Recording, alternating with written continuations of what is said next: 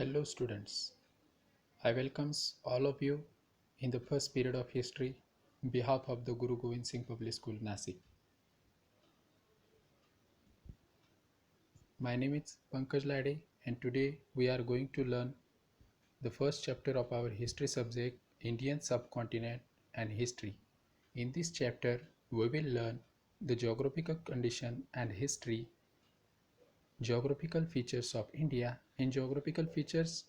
First features we will learn Himalaya. The learning outcomes. What is meant by learning outcomes? In the end of this period, what you will able to do or what you will able to learn, it means learning outcome. So in the end of this period, you will able to recognize the correlationship between history and geography. You will also know about the historical development and geographical peculiarities. You will also develop the understanding about geographical features of India.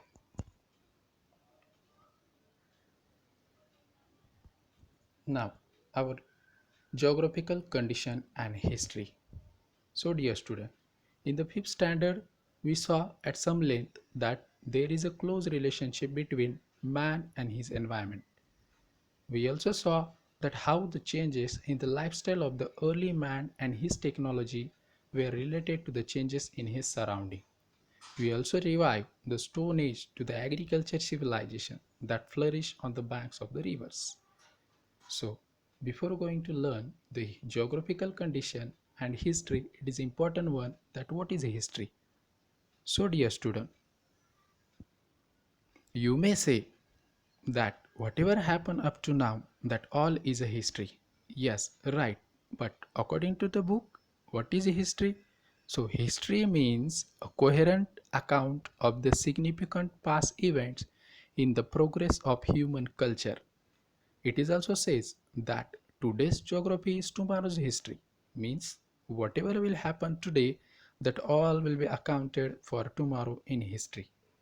So now moving further, history has a four major pillars, means without them we cannot write history or we cannot imagine history.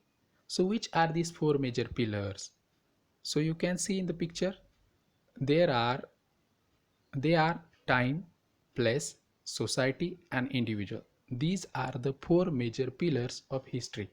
Without them, we cannot imagine or we cannot write history. Like the home which is standing on pillars. Without the pillars, we cannot imagine any building or any home. In the same way, history also cannot be imagined without these four pillars. So, among these four pillars, the place is the one pillar which is related with geography or geographical condition. So in this sense, history and geography are inseparable, or we can say correlated with each other. So history is also influenced by geographical condition in many ways. For example, our diet, clothing, housing, occupation, all the human life depends on its geographical condition. For example, the life of the people in hilly region is more hard than the life of the people on plains. Fertility of the land is also different in hilly region as compared to the plain region. So due to that we may see so human life is also affected in hilly region than plain. We may also see that plenty of things are easily available in plain areas than hilly regions. So such differences we may find due to the geographical condition in human life. It means what? Geography and history are closely related with each other. Now, the sources of livelihood. Sources of livelihood are the climate, rainfall, agriculture produce, flora and fauna. So, where they are available in a plenty of manner, or we can say in sufficient manner, so you will see the human settlement flourish there. But sometimes such a settlements may also face a natural calamity like a drought, degradation of environment or heavy rainfall. So in that case, people may people may forced to leave their settlement.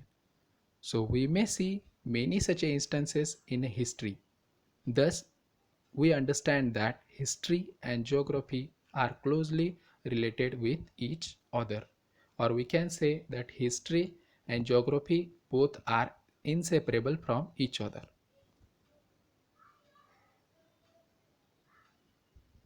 Now, what you can see in the picture, the map of India. So, our second point is geographical features of India. So, what you can see in the picture, it is the map of India. So, the India is a very wide country. Its extent is far and wide. In the north, what you can see in the north, the Himalaya mountain. In in the east, Bay of Bengal. To the west, Arabian Sea, and in the south, Indian Ocean.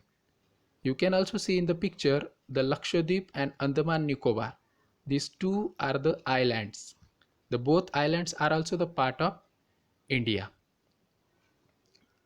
So, while studying the geographical features of India, we have to take whole region into account, and henceforth we will going to call the whole region as a ancient India. But you must remember that while calling India as an ancient India, we should not forget Pakistan and Bangladesh. Why? Because Pakistan and Bangladesh were the part of ancient India before India's independence in 1947. So the first geographical feature is Himalaya. You can see in the picture the Himalaya. Himalaya and Hindu Kush mountains both are known as the impenetrable wall of India. Why they are known as the impenetrable wall of India? Because Hindu Kush mountain and Himalaya both have separated India from the desert of Central Asia. This wall also work as an obstacle in the way of southwest monsoon winds. Due to that obstruction, our India experienced retreating monsoon in the month of September and October. So that is why also Himalaya and Hindu Kush mountains are known as a impenetrable wall of India. So what you can see in the picture, Khyber Pass. So as we call Himalaya and Hindu Kush the impenetrable wall. So however, the land routes also passes through the Khyber Pass and Bolan Pass in the Hindu Kush mountains. So you can see in the picture Khyber Pass. So many invaders as well as the foreign travelers came to India through this route. So Silk route also passes through these mountains, means Hindu Kush and Himalaya. So what is Silk Route? So Silk Route, which was started from China through Central Asia and which reached up to Arabian countries. So which through this route, the main commodity which was exported by China to the Central Asia and Arabian countries was silk. So that is why this route is also known as a Silk Route. So what we have learned in this period? What we have learned, dear student, in this period, we have learned what is meant by history. Also we have learned the correlationship between history and geography, the four pillars of history and geographical features of India. That among geographical features of India, we have seen the first feature, that is Himalaya. The rest of the lesson we will see in the next period. Thank you.